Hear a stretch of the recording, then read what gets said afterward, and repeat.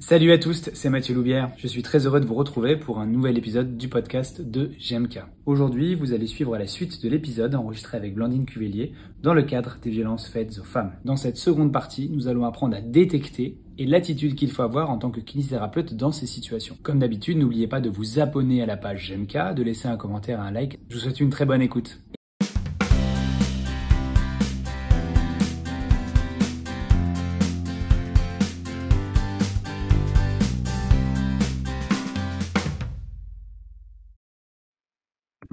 Ok, je me posais une question. Est-ce que tu as dit que souvent les hommes agresseurs le devenaient parce qu'ils avaient été victimes ou spectateurs d'agression.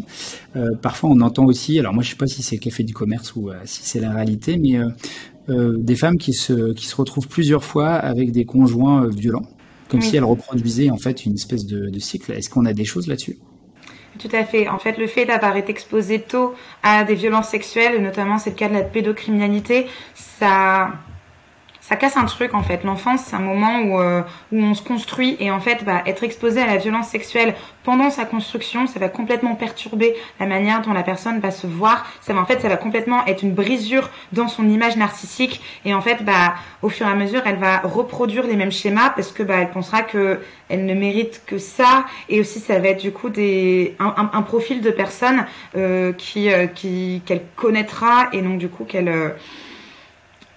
qui aura plus facilement accès à elle parce qu'en fait comme elle aura des blessures narcissiques profondes, au début il va arriver en lui faisant énormément de compliments, en installant une relation d'emprise au fur et à mesure et ouais, malheureusement le fait d'être exposé à des violences sexuelles pendant l'enfance, ça augmente le risque d'être victime de violences sexuelles une fois adulte. Ok, juste pour finir avec tout ça, tu nous as parlé de certaines conséquences que ces violences peuvent avoir sur la femme. Donc on pense bien sûr aux conséquences physiques avec dans ces cas-là les coups, les bleus, etc. Est-ce qu'il y a d'autres conséquences qui peuvent apparaître au niveau psychologique et peut-être même au niveau neurobiologique avec des changements au niveau, je sais pas moi, du système nerveux, ce genre de choses comme ça. Je pense notamment à la plasticité, aux réactions, etc.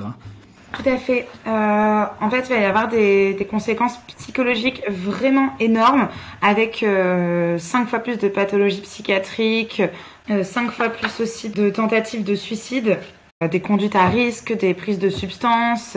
Ça, c'est vraiment des impacts psychologiques vraiment énormes. Aussi gynécologiques. Il peut y avoir des traumatismes ou des troubles de la sexualité, notamment la dyspareunie. Je pense par exemple ici aux kinés qui pratiquent du périnéal, parce que moi je ne fais pas. Il va y aussi avoir des conséquences obstétricales parce que en fait comme dans les relations de violence, dans les relations conjugales de violence, il y a un phénomène d'emprise et de l'agresseur possède le corps de sa victime et donc du coup à la fin on va retrouver des IVG contraintes et des grossesses non désirées chez les victimes de violence. Les victimes de violences conjugales sont surreprésentées parmi les personnes qui ont recours à un IVG. Donc c'est quelque chose, quand on entend parler ça c'est toutes des choses en fait à prendre en compte, c'est-à-dire si un coup on entend parler qu'une de ces patientes a eu recours à un IVG, eh ben c'est un moment où il faut poser la question parce qu'on sait que ces personnes sont surreprésentées. Il va aussi avoir énormément de risques pendant la grossesse avec 45% d'hospitalisation en plus et 8 fois plus de mort fétale pour les enfants et 19 fois plus de risque de mortalité maternelle. C'est-à-dire que les violences conjugales sont le principal risque de mortalité maternelle. Comme tu disais, les violences physiques, celles auxquelles on s'attend à voir, donc tout ce qui va être traumatisme, des ecchymoses sur le cou, des fractures. Mais aussi en termes de physique, et ça va nous intéresser aussi en tant que kiné, ça va être une aggravation ou une déséquilibration de maladies chroniques ou de tableaux cliniques de douleur. Une exacerbation d'une lombalgie, par exemple, et aussi un lien entre zone douloureuse et traumatisme. Et par exemple, c'est le cas, je pense, au cou. Les cervicalgies, il y a plus de cervicalgie chez les personnes qui ont été victimes de strangulation. Et aussi la fibromyalgie. La fibromyalgie, c'est une pathologie qui est extrêmement qu'on retrouve énormément chez les personnes qui sont victimes de violences. Dernières études en 2019 montraient qu'il y avait à peu près 73% de risque en plus de développer une fibromyalgie quand on a été victime de violences conjugales et 91% en plus de développer un syndrome de fatigue chronique. Donc quand tu parlais tout à l'heure de remodelage neurobiologique, on voit bien que c'est le cas avec l'apparition de ces maladies chroniques et ces maladies de la douleur. Après, il y a aussi quelque chose qui va être qu'on va retrouver malheureusement très fréquemment chez les victimes de violences conjugales et sexuelles, c'est ce qu'on appelle le psychotraumatisme. Et notamment les troubles de la dissociation et de l'amnésie traumatique. Parce qu'en fait, on va par exemple prendre le cas d'un viol, ça va exposer la victime à un stress tellement extrême, son cerveau va être extrêmement stressé et ça va engendrer du coup pour le cerveau un risque vital et cardiovasculaire énorme. Enfin, le cerveau il a tellement peur qu'il pourrait littéralement avoir une crise cardiaque. Et donc du coup, pour éviter cela, le cerveau va chanter, il va disjoncter, et donc du coup, il va pas fonctionner comme il fonctionne d'habitude, et donc du coup, il va notamment couper le lien avec les émotions, et donc du coup, le souvenir traumatique ne va pas être assimilé comme il l'est normalement pour nos souvenirs, et ce souvenir traumatique là il va rester imprégné de toutes ces émotions et ça va créer un état au final dissociatif avec une conscience altérée, une dépersonnalisation, même la victime peut ne plus se débattre parce que son cerveau a disjoncté pendant les violences. Et après, ça va faire des conséquences sur le très long terme parce que ce souvenir traumatique va rester là. Et en fait, c'est vraiment un souvenir de stress post-traumatique qu'on peut retrouver chez les soldats qui reviennent de guerre et qu'on retrouve du coup chez les victimes de violences sexuelles avec tout ce que ça peut engendrer à côté de dépression, d'idées suicidaires, de conduite addictive. Et ça va être extrêmement difficile et ça c'est quelque chose qui peut être pris en charge mais par les bonnes thérapies, notamment par les psychothérapies de type EMDR. Ok, alors justement tu évoqué juste avant ces possibilité pour le kiné de détecter ça. On va essayer de passer à une partie, on va dire, pratique, maintenant qu'on a bien défini tout ça. Moi, j'aurais bien aimé savoir si tu pouvais déjà nous faire un espèce de point sur la légalité. C'est-à-dire qu'est-ce qu'on a le droit de faire et pas le droit de faire quand on est face à une violence. Je vais prendre un exemple qui est issu de ma pratique. J'ai souvenir, moi, d'une dame que j'avais soignée il y a quelques années, qui était venue avec des traces d'ecchymose au niveau du dos. On voyait la marque d'un coup de poing dans son dos.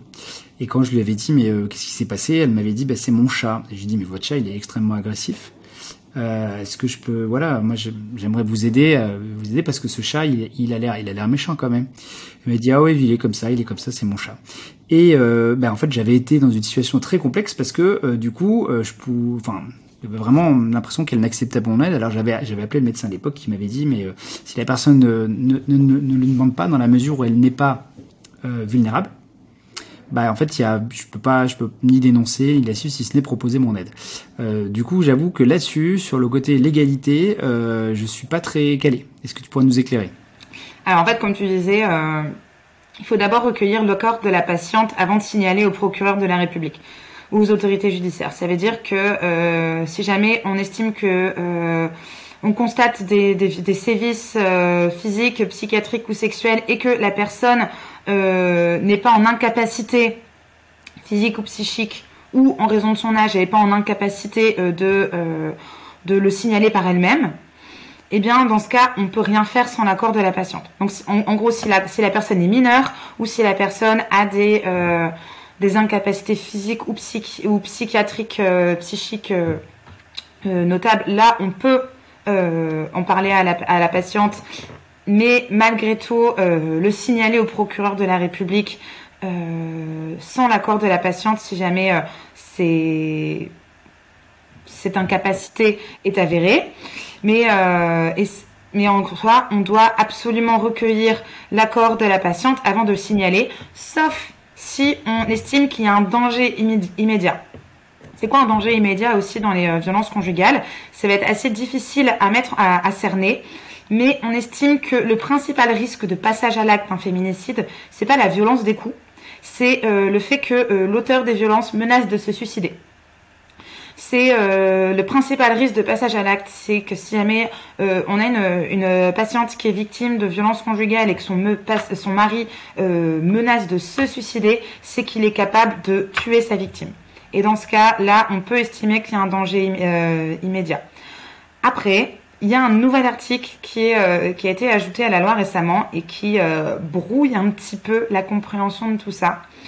C'est que si on remarque qu'il y a des violences au sein du couple mettant en danger la vie de la victime majeure et que celle-ci est en incapacité de se protéger en raison de la contrainte morale résultant de l'emprise, alors on doit s'efforcer d'obtenir l'accord de la victime, mais si c'est impossible, on peut estimer en conscience que c'est grave. Sauf que estimer en conscience, ça ne repose sur pas grand-chose juridiquement parlant, parce que ça repose uniquement sur notre analyse de la situation. Donc cet article il est assez complexe. On n'a pas encore de jurisprudence, en tout cas, sur cette estimation en conscience du thérapeute. Moi, ce que j'estime en général, c'est que il faut contacter l'ordre pour leur demander leur avis. Si jamais on sait qu'il y a un danger immédiat ou que la personne est mineure ou que la personne est enceinte ou présente une démence, on peut signaler sans l'accord de la patiente au procureur de la République.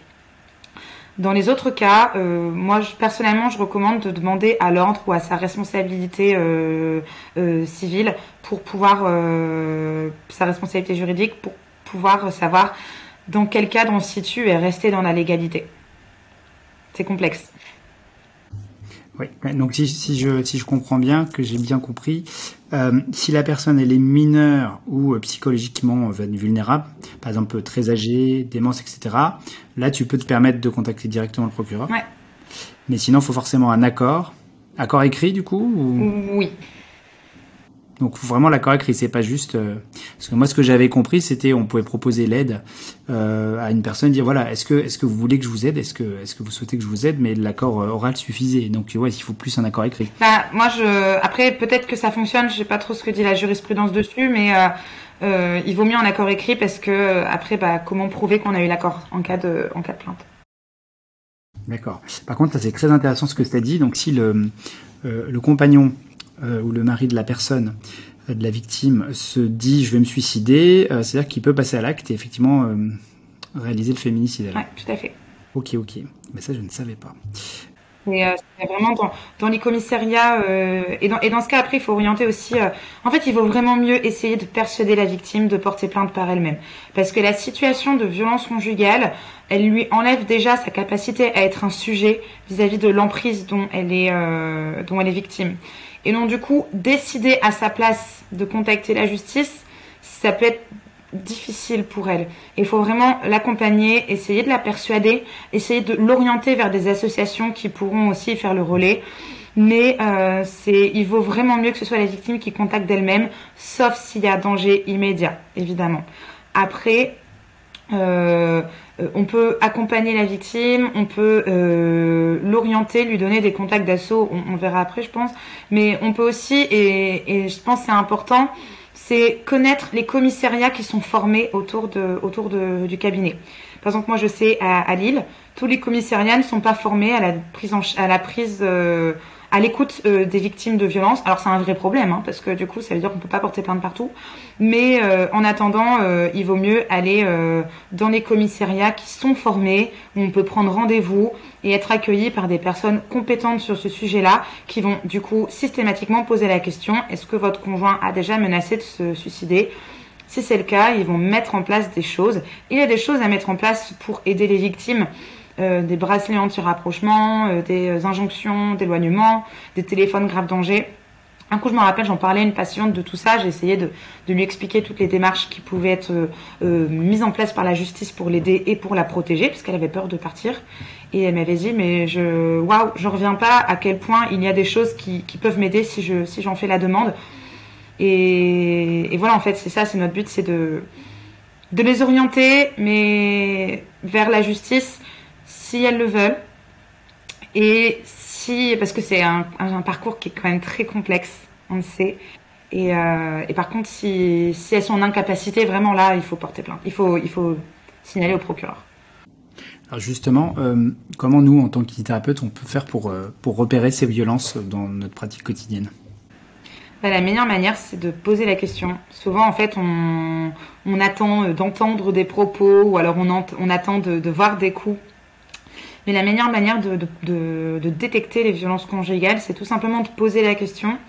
Alors, toutes les dernières études montrent que le repérage systématique, c'est-à-dire poser systématiquement la question de violence, c'est hyper important pardon, et que ça fonctionne vraiment extrêmement bien pour repérer les violences. Après, il y a différentes manières de poser la question. Ça peut être directement. Ça peut être avez-vous déjà été victime de violences psychologiques ou de violences physiques ou de violences sexuelles? On peut poser directement la question comme ça. On peut aussi poser avez-vous été victime de violences dans le passé ou actuellement? Avez-vous déjà subi des violences dans l'enfance, au travail, dans votre couple? Après, ça peut aussi être des choses un peu plus détournées. Par exemple, est-ce que vous avez déjà subi des violences en lien avec la partie du corps sur laquelle vous me consultez? Par exemple, au niveau du cou ou alors au niveau de la sphère génitale. Ça peut être aussi comment ça se passe quand vous disputez avec votre conjoint, comment ça se termine. Je pense que les manières plus indirectes de poser la question peuvent s'intégrer dans une discussion. Moi, j'aime bien poser les questions de manière un peu plus cash. Par exemple, avez-vous déjà subi des violences dans l'enfance, au travail ou dans votre couple? J'aime bien poser ces questions de manière plus cash, directement dans le bilan. Et avant de poser la question, je leur dis, je vais poser cette question dans une démarche de santé publique pour détecter les violences. Je pose cette question systématiquement à tout le monde. Donc voilà, vous avez le droit de me répondre ou non, aujourd'hui ou plus tard. Mais voilà, je vais vous les poser si vous êtes d'accord. Et donc du coup, après, je leur pose ces questions et puis et elles me répondent. Des fois, elles me répondent non. Et puis au fur et à mesure, qu'on apprend à se côtoyer, elles finissent par me dire, vous savez Blandine, en fait si je suis victime de violence. Mais je pense que c'est super important de poser la question parce que souvent on a l'impression que c'est envahir l'intimité de la personne que de lui demander ces choses-là. Or, ne pas poser la question, respecter le silence au final, c'est avant tout respecter la stratégie de l'agresseur et l'injonction au silence. Le fait de poser la question, ça va briser la stratégie de l'agresseur, ça va leur montrer déjà que c'est notre domaine de compétence. Si je pose la question des violences, c'est que je suis compétente dans l'encadrement des violences, pas strictement dans leur prise en charge, s'entend-on bien. Le but est de détecter les violences, mais pas de se substituer à un psychologue, par exemple. Le but, c'est vraiment de pouvoir être présent et de briser la stratégie de l'agresseur et de laisser la victime parler. L'avantage qu'on a, nous, en tant que kinésithérapeute, c'est qu'on a un lien de proximité qui va se tisser et de confiance qui va se tisser avec les patients, avec les patientes. Et c'est vraiment super important parce que ce lien de confiance va permettre de favoriser une libération de la parole. Et pour ça, il faut le faire dans les bonnes conditions, évidemment. Mais le principal, c'est d'en parler. Eh ben, moi j'ai découvert ça aussi. C'est vrai que c'est pas quelque chose que je faisais de manière routinière. On en apprend tous les jours. Je trouve effectivement de laisser ce porte-voix. Au début, je me disais que les personnes peuvent trouver ça intrusif ou trouver ça étonnant ou bizarre, mais comme tu dis, dans la mesure où on le pose à tout le monde, il n'y a pas de souci, c'est ok. Et puis, c'est vrai que je crois que quand même nos patients et nos patientes ont plus le temps. Déjà parce que nos temps de soins sont plus longs qu'en médecine, et aussi parce qu'on les voit plusieurs fois, et effectivement ça peut instaurer, comme tu dis, une confiance qui peut qui peut un peu libérer. La semaine dernière, tu sais, je t'ai dit que j'étais tombé sur une patiente qui était victime de violence. C'était le hasard qui faisait ça. J'en ai vraiment pas tout le temps. En tout cas, j'en détecte pas tout le temps. Et là, c'est une patiente que j'avais déjà vue il y a quelques années, qui m'avait déjà dit à l'époque, je comprends maintenant avec l'histoire du cycle, qui m'avait dit oui, son mari, c'est de la violence vraiment verbale, et à chaque fois que je la voyais, elle avait mal partout, elle venait, etc. Et puis je la voyais plus, je l'ai vue 2-3 fois, et puis là, ce coup-là, elle est venue, puis il lui a mis un coup de poing, quoi. Et ce coup-là, elle a été consultée. Enfin, la séance où je l'ai vue, pendant une demi-heure, on a parlé. Enfin, c'est plutôt elle a parlé, parce que moi, j'ai fait que écouter. Et à la fin, effectivement, j'ai orienté sur des assos. Mais j'étais un petit peu démuni en me disant, qu'est-ce que je peux faire? Et donc, je vais te poser la question, qu'est-ce qu'on peut faire à notre échelle en tant que kiné, justement, dans ce cadre-là, pour aider à la prise en charge de ces personnes? Déjà, ça va être de créer un cadre bienveillant pour l'écoute de la victime et de ce qu'elle va pouvoir nous offrir dans sa parole.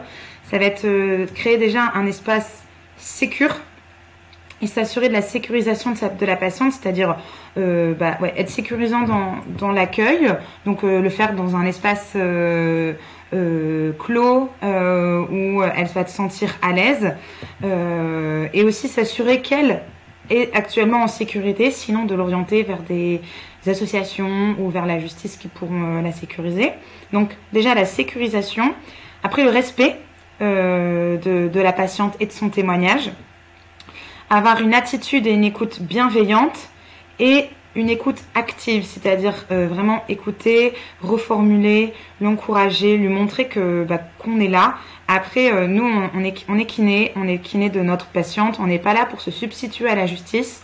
Donc du coup, nous, on doit être dans l'écoute active et bienveillante de la parole de la personne qui va se confier à nous. Il faut que la patiente se sente prise au sérieux, écoutée. Ça va aussi lui permettre de se sentir moins seule et entourée.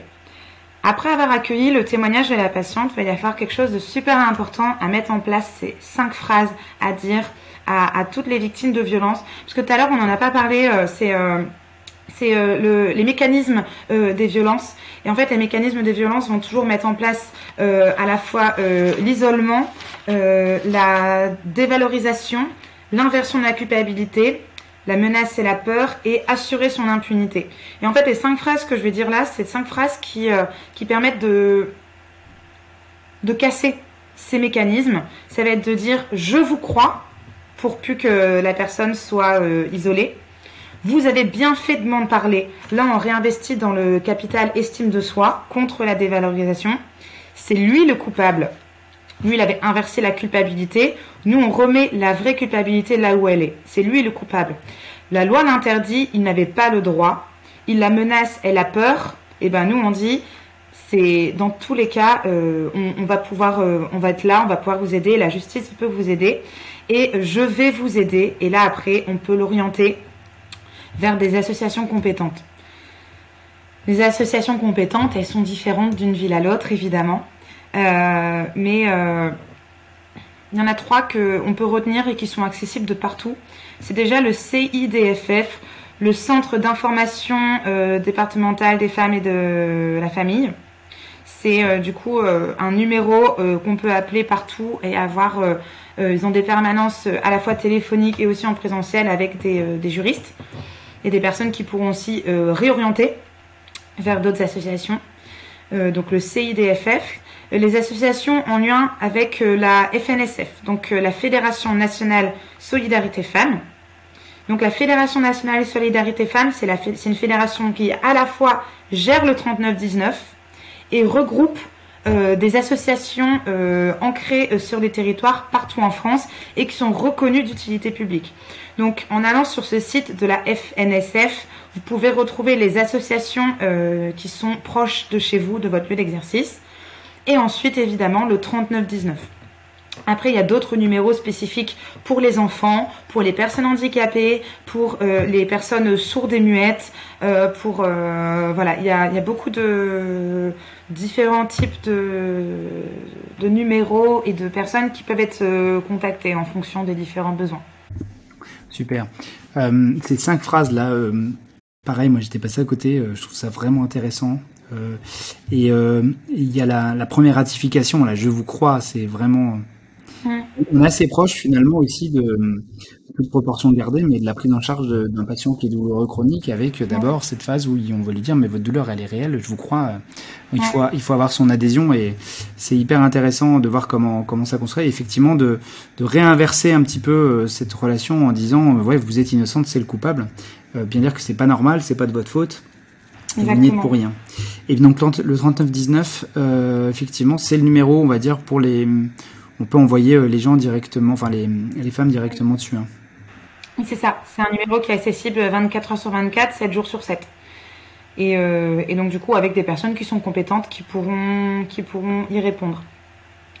Et oui, après vraiment, je vous crois, c'est super important. Encore une fois, nous on se substitue pas à un psychologue, on se substitue pas à la justice. Nous on est là pour écouter et respecter et être présent pour la patiente. Et donc du coup, je vous crois, c'est vraiment primordial de le dire. Je me rappelle, j'ai une patiente qui avait été victime de violences conjugales et elle m'avait dit, elle avait porté plainte, tout le système judiciaire et tout ça. En plus. Enfin, elle avait porté plainte, au final, ça s'était retourné contre elle dans la garde des enfants. Enfin, c'était un enfer. Et donc, du coup, elle avait heureusement son nouveau juge des affaires familiales, il était bien. Et en fait, je crois que c'était la première fois qu'elle avait commencé des démarches judiciaires et d'accompagnement. C'était 2 ans avant que je la voie. Et quand je lui ai dit je vous crois, elle m'a dit vous êtes la première à me le dire. Ouais. Et ça lui a fait un bien fou. Ouais, j'imagine.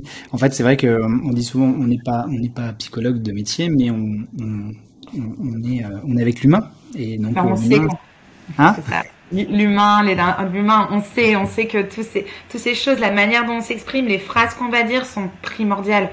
Et ces 5 phrases-là, il faut vraiment les retenir et les dire à chaque fois. Super. Juste pour finir, une petite question que j'ai découvert ça aussi, l'attestation clinique en kinésithérapie. Qu'est-ce que c'est que cet animal? Tu peux nous expliquer? En fait, c'est un petit modèle de certificat médical qui a été mis en place par l'ordre. Et en fait, quand on est témoin de marques sur le corps d'une patiente, ou alors juste on écoute un témoignage, on peut remplir ce certificat médical que j'ai imprimé là, qui est accessible sur le site de l'ordre. Et en fait, dessus, on va pouvoir dire dans les faits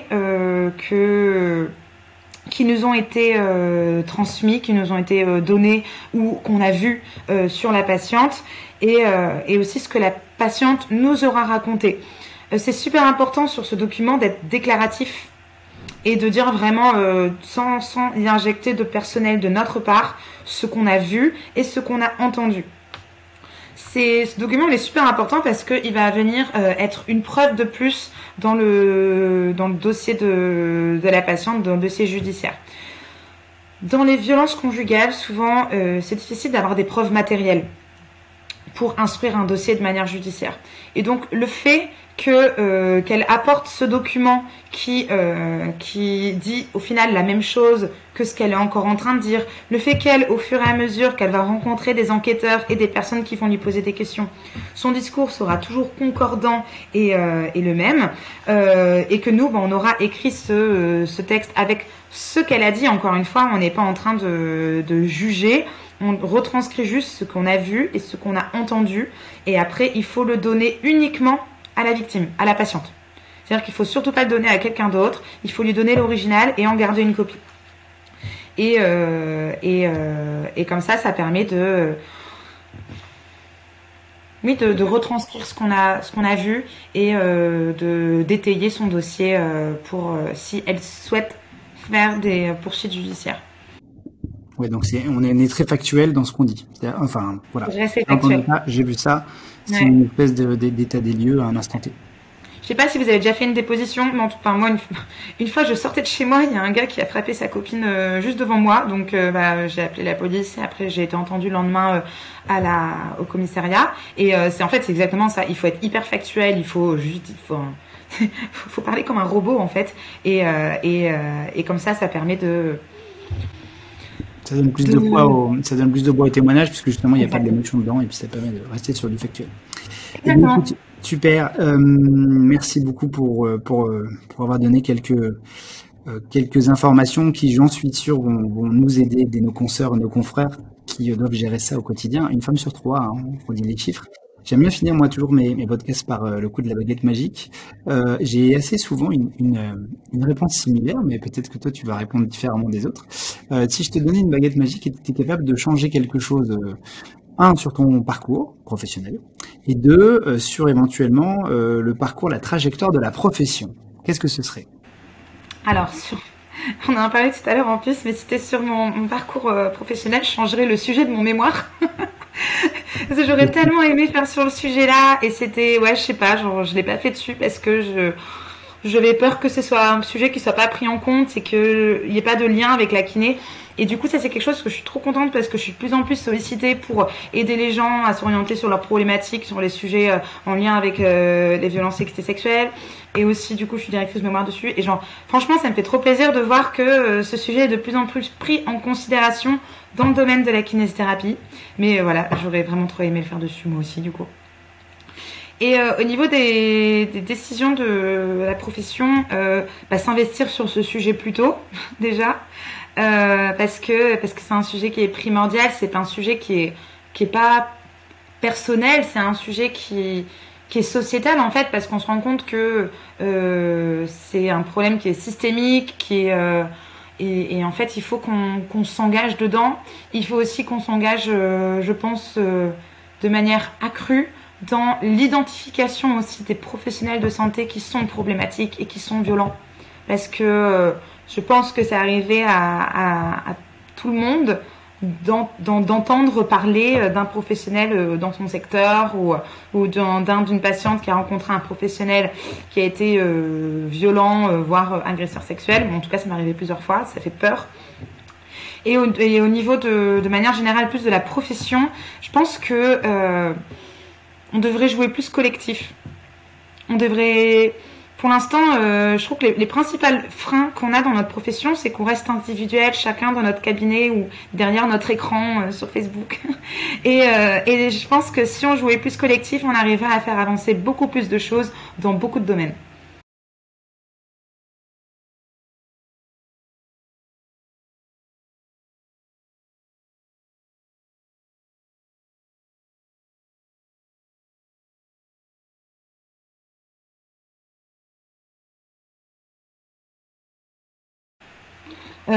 Non, vraiment, je suis ravie d'avoir pu intervenir sur ce sujet. Merci à toi, parce que c'est un sujet qui me tient énormément à cœur et je pense qu'il y a énormément de choses à faire. Je pense si jamais il y avait des petites fiches, des petits flyers qu'on pouvait avoir tous à disposition, qui seraient, je sais pas, imprimés par l'ordre ou par l'URPS. Je sais pas qui a la compétence sur ce sujet-là, mais d'avoir chacun des petites plaquettes qu'on puisse donner aux patients et aux patientes quand on est confronté à ce genre de témoignage, ça faciliterait aussi notre rôle dans la détection des violences. Et juste, ouais, quelque chose que j'ai pas dit tout à l'heure quand on parlait d'identifier les violences sexuelles et de poser la question. Je pense qu'il y a aussi quelque chose qui est super important, c'est de s'écouter soi. C'est juste des fois aussi, on va pas être bien, on va être fatigué et on n'est pas des super-héros, on n'est pas des super-héroïnes, et il y a juste des jours où on sera pas en état de poser la question ou d'entendre un témoignage de violence, et c'est ok. C'est complètement ok. Et dans ce cas, juste le noter dans son petit bilan qu'on n'a pas posé la question, mais c'est vraiment se préserver pour pouvoir aider les autres et faire de son mieux.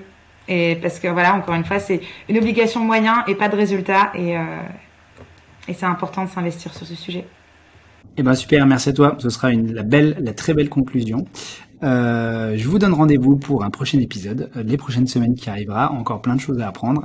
Merci beaucoup, Blandine. Merci. Au revoir.